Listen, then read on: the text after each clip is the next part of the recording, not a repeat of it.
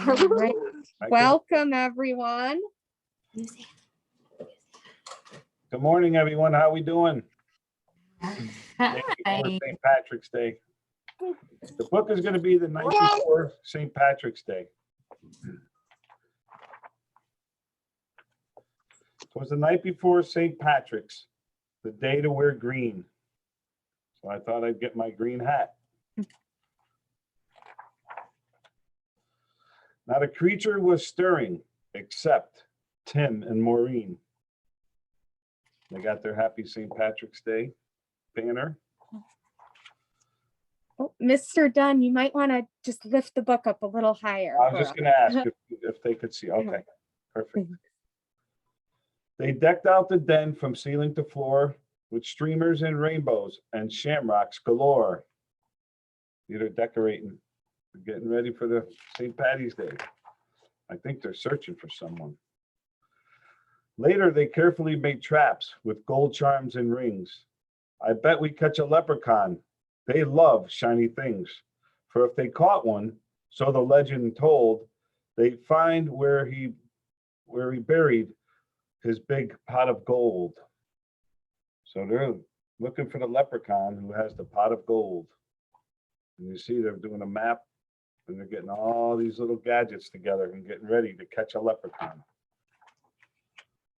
They set all the traps around the room with great care in hopes that we Irishmen soon would be theirs. You see how they did everything in the room? They used everything in their house possible. They put a lot of gadgets together, trying to catch a leprechaun. The children then nestled all snug in their beds while visions of golden coins danced in their heads. You see the pot of gold? That's what they're dreaming about. So they set all their traps and they're getting ready. Hopefully. Happy St. Patty's, said Dad. Early the next morning, then he started to play bagpipes without warning. He's playing bagpipe music, which is beautiful Irish music. He huffed and he puffed an old Irish song. Mom dished out green eggs, green eggs, and sang loudly along. So having a good old time, a good breakfast the day before St. Patrick's Day. When from their bedroom, there arose such a clatter, the kids ran down the hallway to see what was the matter. And what to their wondering eyes should appear? Uh-oh. But a terrible mess. A leprechaun was here. He left a very, very messy bedroom. All the traps they had, he tore it apart. Be quiet, whispered Maureen. He's hiding somewhere. When we find him, remember, we must hold his stare. For if you look away, if you so much as blink, leprechauns vanish, quick as a wink. The kids trailed muddy footprints back and forth across the floor. You see? They're following the leprechaun's footprints,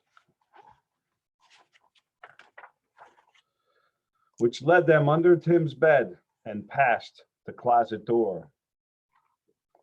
And then inside a trap, they heard someone giggling. A real live leprechaun. They both saw him wiggling. So they think they have the leprechaun. His eyes, how they twinkled, his body so tiny. His hand clasped a trinket so golden and shiny. He was dressed in all green from his head to his toes, and he looked like a cobbler wearing fairy-sized clothes. You see him, how small he is? The children approached him, staring straight in his eyes.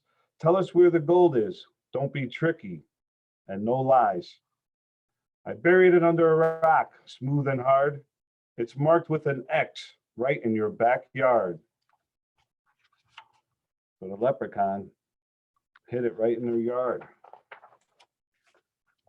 But when the kids went outside with their shovel and pick, they instantly saw it had been a big trick.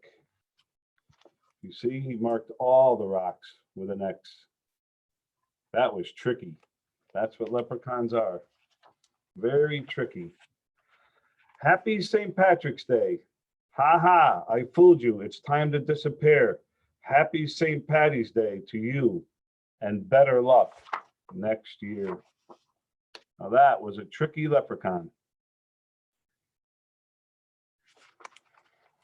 Is everyone ready for St. Patty's Day tomorrow?